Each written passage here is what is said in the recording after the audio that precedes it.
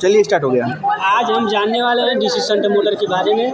DC shunt motor ये जो हमारे पास मौजूद है, यहाँ पे देख सकते हैं डीसी शंट मोटर है।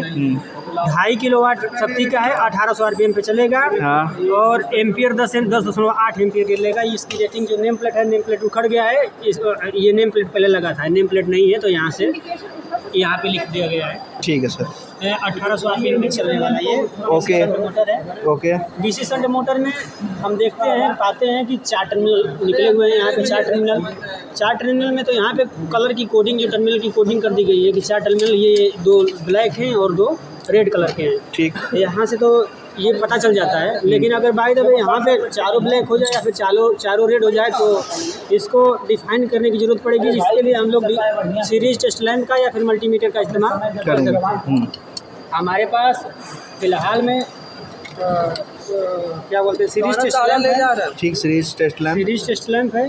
सप्लाई को ऑन कर लेंगे सीरीज को, और इसमें देखते हैं आर्मेचर का कौन सा टर्मिनल है और फील्ड का कौन सा टर्मिनल है। आर्मेचर के टर्मिनल को चेक करने के लिए पहले पता ये करते हैं कि ये चारों टर्मिनल कौन कौन से कॉमन है, यानी कौन से एक वाइंडिंग है और कौन से दूसरी वाइंडिंग का। तो एक को कॉमन करके बाकी तीनों में लगाते हैं। जहाँ पे अगर ग्रो कर देता है तो ये दोनों एक वाइंडिंग के टर्मिनल। और दूसरे वाले में चेक करते हैं तो यहाँ पे बल्ब तो ग्लो नहीं कर रहा है। कारण है कि ये बल्ब ग्लो नहीं कर रहा है, क्योंकि इसको वाइंडिंग खराब नहीं, हल्की स्पार्किंग है। आप देखेंगे तो यहाँ पे हल्की स्पार्किंग आपको नजर आएगी, शायद कैमरे में ना आए, लेकिन इस तरह से हल्की स्पार्किंग आपको नजर आएगी, क्योंकि ये वाइंडिंग है।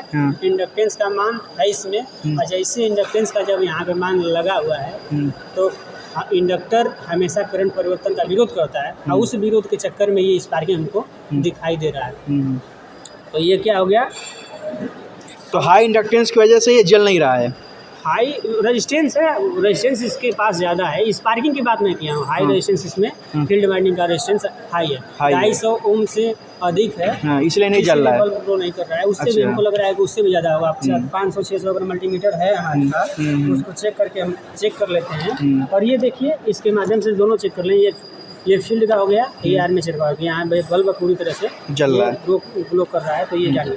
अगर बॉडी टेस्ट करना हो कि भाई इसका इंसुलेशन रेजिस्टेंस ठीक ठाक है कि नहीं मोटर का, तो एक टर्मिनल पे लगाएंगे, आर्मेचर पे लगा देते हैं, और रोटर पे या फिर बॉडी में कहीं लगा के चेक करते हैं। तो ये बल्ब ग्लो नहीं कर रहा है, इसका मतलब ये बाइंडिंग ठीक ठाक है आर्मेचर वाली। और फील्ड वाले भी चेक करना, तो एक तो फील्ड में लगा देंगे और दूसरा कहाँ लगा देंगे, इसके बॉडी से। अगर स्पार्किंग अगर होती है, इसका मतलब वाइंडिंग जो है, बाइंडिंग का इंसुलेशन छूट करके चला गया, बॉडी से कनेक्ट है, इसलिए यहाँ पे स्पार्किंग हो रही है। यानी इसको अगर मोटर चल रही है, इसको छुएंगे तो झटके लगने के चांस बने रहते हैं। ठीक, इसका तो समझ में आ गया जी सर। अब इसको देखते हैं मल्टीमीटर के सहारे। चूँकि मल्टीमीटर हम NSTI कानपुर में है, तो मल्टीमीटर तो ठीक हो जाएगा, ये पॉसिबल ही नहीं है, लेकिन फिर भी चेक कर लेते हैं इसमें क्या है। कंटिन्यूटी पे एक बार रख लेते हैं, कंटिन्यूटी पे भी या फिर रेजिस्टेंस पे भी रख सकते हैं। देखिए फिलहाल तो कंटिन्यूटी बता रहा है, ये जो देख रहे हैं। अब इसमें आर्मेचर का रेजिस्टेंस चेक कर लेते हैं। आर्मेचर वाइंडिंग का तो हम लोगों ने पता कर लिया है। यहाँ पे भी अगर मल्टीमीटर से अगर चाहें तो टर्मिनल की टेस्टिंग कर सकते हैं। तो टर्मिनल की टेस्टिंग करने के लिए सबसे पहले टर्मिनल की टेस्टिंग कर लेते हैं। ये टर्मिनल हो गया, एक को लगाएंगे फिर दूसरे वाले लगाएंगे। रेजिस्टेंस शो किया, यहाँ पे देखिए वीडियो इधर यहाँ पे नहीं बता रहा है, यहाँ पे भी रेजिस्टेंस कंटिन्यूटी कुछ नहीं बता रहा है, यहाँ पे बता रहा है। ये कितना ओम है, ये 13 ओम है। ये आर्मेचर का रेजिस्टेंस 13 ओम, ये इसमें बता दिया, कंटिन्यूटी बता दिया, और इसमें 13 ओम आ रहा है। फिर दूसरे वाले में देखते हैं, दूसरे वाले में दे दिया 480 ओम, 480-81 ओम है। तो फील्ड वाइंडिंग का रेजिस्टेंस क्या होता है, ज़्यादा होता है, 481। तो इस हिसाब से हम जान जाएंगे कि फील्ड वाइंडिंग के 2 टर्मिनल हो गए, ये आर्मेचर वाइंडिंग के 2 टर्मिनल हो गए। इट्स ओके, सही है। अब बॉडी की जो बात की है कि अगर कहीं से शॉर्ट सर्किट तो नहीं है, कहीं से लीकेज, वो भी देख लेते हैं, अर्थ फॉल्ट तो नहीं है। तो अर्थ फॉल्ट के लिए ये एक बॉडी पे लगा लेते हैं। तो रेजिस्टेंस कुछ नहीं बताया, मल्टीमीटर कुछ नहीं इंडिकेट ही नहीं कर रहा है, नहीं अभी भी कुछ नहीं बताया, अभी भी कुछ नहीं बताया। शंट फील्ड वाइंडिंग से भी देख रहे हैं तो ठीक ठाक है, बाकी शंट फील्ड वाइंडिंग से भी ठीक ठाक है। तो ये आर्मेचर की टर्मिनल टेस्टिंग हो गई। और इसमें कनेक्शन की बारी आती है स्टार्टर की। तो इसमें होता क्या है, डीसी शंट मोटर में आर्मेचर है, आर्मेचर के 2 टर्मिनल है, फील्ड के 2 टर्मिनल है। फील्ड के 2 टर्मिनलों को और आर्मेचर के 2 टर्मिनलों को आपस में कॉमन कर दे। पॉजिटिव सप्लाई से और नेगेटिव सप्लाई से अगर जोड़ देते हैं तो ये इस मोटर को चलना चाहिए। मोटर को जब कनेक्ट करेंगे तो आर्मेचर का रेजिस्टेंस जो हम लोग देखे यहाँ पे लगभग कितना आया था, आर्मेचर का आया था 13 ओम। 13 ओम का रेजिस्टेंस यहाँ पे पड़ा हुआ है। और 200 या फिर ये 220 या 440 वोल्ट पे अगर इसको वर्क करा दें तो आर्मेचर का रेजिस्टेंस इतना कम है। और जब उतना सप्लाई से अगर कनेक्ट कर दिया जाए तो क्या होगा, आर्मेचर जलने से कोई रोक नहीं पाएगा, टार्क तो प्रोड्यूस होगा। और मोटर का भाई कुछ ना कुछ जड़त्व तो रहेगा रोटर का, रोटर के जड़त्व के कारण रोटर जब घूमने की कोशिश कर जाए, जैसे सप्लाई देंगे तो रोटर घूमने की कोशिश करेगा, लेकिन जड़त्व होने के कारण ये घूमने में थोड़ा सा समय लगेगा।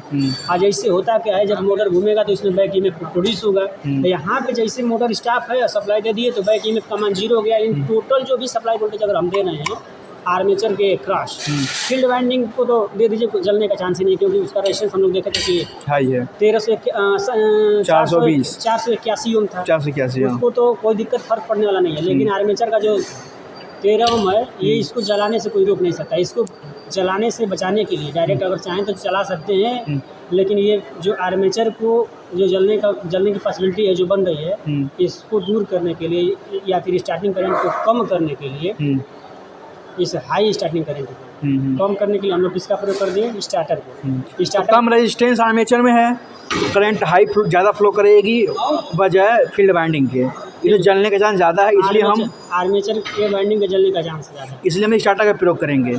स्टार्टर का प्रयोग करिए। अब स्टार्टर में ये जो डीसी शंट मोटर है, इसके लिए 3 पॉइंट स्टार्टर का प्रयोग कर लेते हैं।